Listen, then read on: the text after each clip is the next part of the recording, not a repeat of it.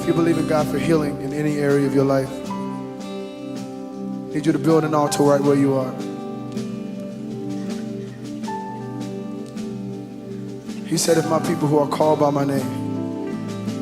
Are there anybody in this room that understands that you're called by his name?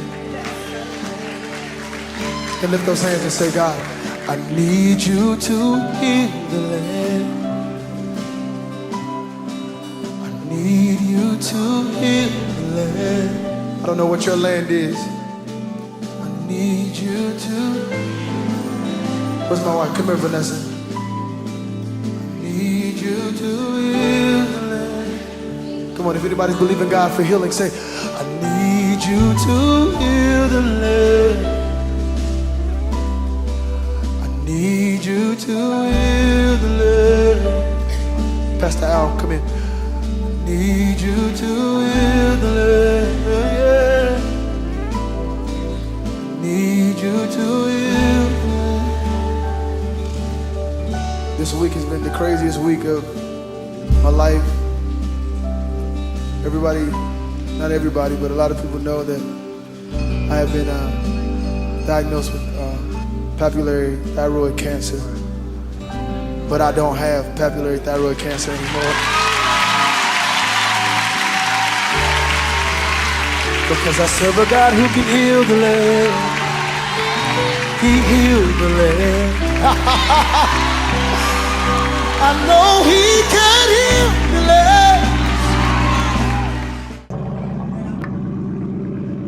You don't have an exhaust fan.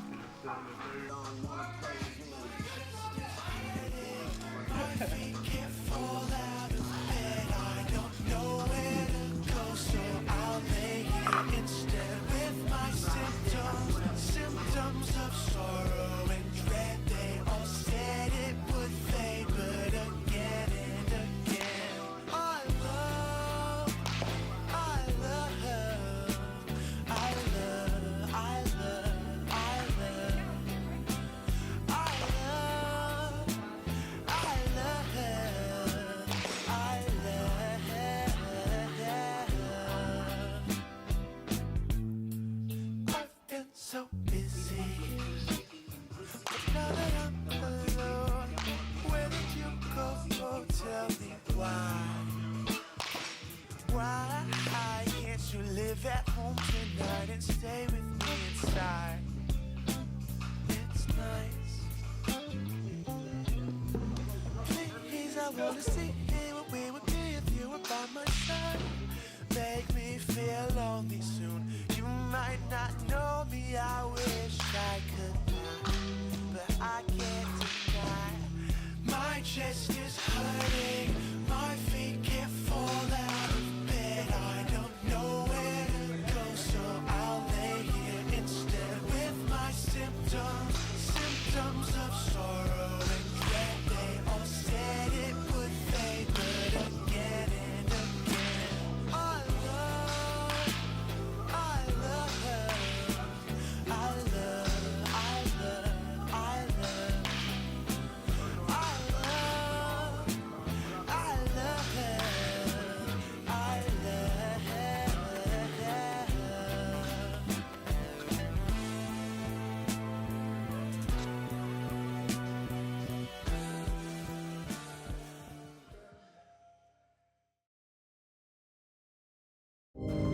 Do you wanna go to the movies?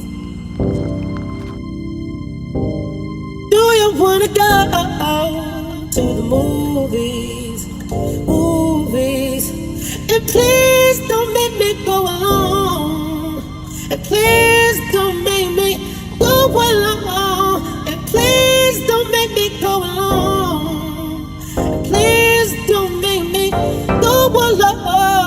Go alone. Go alone. Go alone.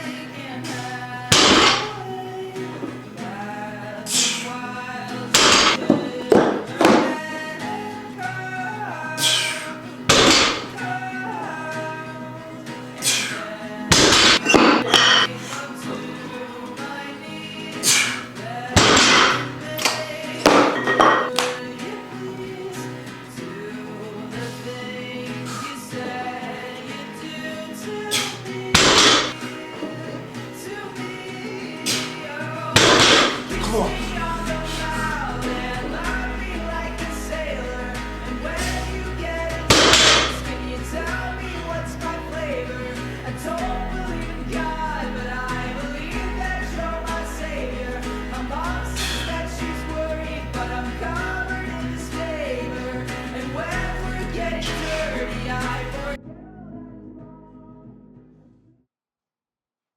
Alright guys, so welcome back to another Bible study. I low-key been reading for like a long time. But yeah, I just want to break it down, kind of show you guys what we're learning. Really cool story. It's about Moses going to the promised land, stuff like that. Starting in Numbers 13, it says God tells Moses to send 12 men to check on Canaan, right? Which is the land that God had promised him, right? So he said, just go check it out, go see how the land is, see how the soil is, see how the people are, if they're strong, if they're weak, see if the soil is good, is fertile or not fertile. He's basically just giving them instruction, right? He's telling them, go check this place out. Like, I promise you this land, but I want you guys to go look at it for yourself. So if you go down to verse 17, it says the men explored the land for 40 days. If you go down to verse 31, it says 10 men get scared by the size of their city and because the people are strong. So, right, they were instructed by God to go look at the land, see how the land is. But 10 of the 12 men were scared. They were fearful for the people that were there. They were fearful of the size of the city. They were scared of basically what God had promised them. You know what I'm saying? So Moses instructed the Israelites to go and see the land, but they came back fearful. If you go down a little bit more, go down to verse 30, it says there was only 2 men who believed, right? There was Joshua and Caleb. Those were the only 2 people who believed that they were able to take over the land, right? And keep in mind that God told them to go to this land, right? This is the land that God promised them. So it's not like they were just, looking for this land and they found it on their own. Like, God told Moses to find 12 men to go look at this land. You know what I'm saying? So they were scared and they wanted to go back to Egypt. They're like, if I just went back to Egypt, like, it would be fine. Just take me back to where I was. Like, it would be fine. Not understanding that God sent them. You know what I'm saying? God told Moses to send them to this land, but they were so scared of the people. They were so scared of everything that they had that they didn't realize, what God had instructed them to do. If you go to Numbers 14, we can start at 6 through 10. It says, Joshua and Caleb are trying to encourage them to trust God. Do not be afraid of the people of the land, right? So I'll just kind of read you guys what it was saying, in the Bible. 14 verse 6 says, and they said to each other, we should choose a leader and go back to Egypt. Then Moses and Aaron fell face down in front of the whole Israelite assembly gathered there. Joshua son of Nun and Caleb son of Jephunneh, who were among those who had explored the entire land, tore their clothes and said to the entire Israelite assembly, the land we passed through and explored is exceedingly good. This is where Joshua and Caleb were trying to encourage them, like, yo, like, stay in this thing. Like, God promised us this land. Like, it's ours to take, but you just got to stay with him. You know what I'm saying? You got to believe. You got to trust that God is going to come through, right? Verse 8 says, if the Lord is pleased with us, he will lead us into the land, a land flowing with milk and honey, and will give it to us. Only do not rebel against the Lord, and do not be afraid of the people of the land, because we will devour them. Their protection is gone, but the Lord is with us. Do not be afraid of them. And I thought it was really awesome. Like, he's just trying to encourage them. You know what I'm saying? Like, stay in this thing, right? There's a lot for us to take, but if you look too much at the present, and you look at your own ability, trying to overcome this land, you're not going to be able to. Verse 11, God becomes angry at them because he realizes they don't trust him. So they are sitting there and they're basically ridiculing, they're criticizing, they're like, yo, like, I don't want to be here. I can't do this anymore. Like, I need to leave. I can't do this. And I really like this. Sometimes we fail to acknowledge when God is angry. The Lord said to Moses in verse 11, it says, how long will these people treat me with contempt? How long will they refuse to believe in me in spite of all the signs I have performed among them? So he's like, how can you still not believe and you know what I've done? You know what I'm saying? So Moses asked God to forgive them for their disbelief, and he did in verse 20. But he forgave them, but he still punished them. So because of their disbelief, the thing was, God told him to go look at the land, right? He told him to go look at the land. He told him to look at the soil. He told him to look at the size of it. He told him to look at the people of the land. He didn't tell them to look at the negatives or be scared or be fearful of the things that were in the land. You know what I'm saying? So they took this negative report and they came back and was like, no, we can't take over. It's too big. It's too much. We aren't able to do this. And God was like, that's not what I told you to do. He was like, I told you to go look at this land. I didn't tell you to come back and be negative about it or look at the bad things. He basically punishes them in verse 30 to 36 and punishes those who didn't believe. So only 2 of the 12 men believed, and that was Joshua and Caleb. And the other 10 did not believe. They wanted to go back to where they came from. And he said they won't enter the promised land. They're going to wander in the wilderness, and only Josh and Caleb will enter the promised land that he had. 39, Moses reported what would happen to the men who didn't believe. And 40, the next morning they actually tried to take it upon themselves to go take the land. And that didn't work because God was like, you're not going to be able to do it by yourself. That's why I told you to do it and tell me how the land is and I'll be with you. You know what I'm saying? But the men took it upon themselves. So the 10 men that didn't believe, they tried to take it upon themselves to go take over this land, and they were defeated. I thought it was a really cool story, and actually my dad had sent it to me. But just a couple pointers, a couple notes we can kind of take away from this thing. Trust God. Super simple. Trust God. If God has told you to do something or sent someone to tell you to go do something, trust God. I think sometimes we look so much at the present, and sometimes it's too good to be true in our own eyes, but if God is sending you to go do something, trust him. God will forgive you, but there are consequences. So just because you disobey doesn't mean you're like getting let off easy. You know what I'm saying? He will still punish you. because you don't obey. God will bless you for your obedience, and we can see that with Caleb and Joshua. They were the only ones that were going to be taken into the promised land. Everyone else who didn't believe, they never made it in. The last thing I wrote was, do not move without God. I think sometimes, we make decisions or we make impulse decisions based off of things that are kind of in front of us, and that's not what God instructed for us. So if God has told you to do something, or God told you to go somewhere, or God told you to speak to this person, like, if you do it with God, you'll be able to overcome it. The moment you try to do it by yourself, or you make a decision that's by yourself, that's when we typically experience that failure or that cycle that we're constantly trying to get out of. So Numbers 13 and 14, really awesome read. I appreciate you guys, and see you guys.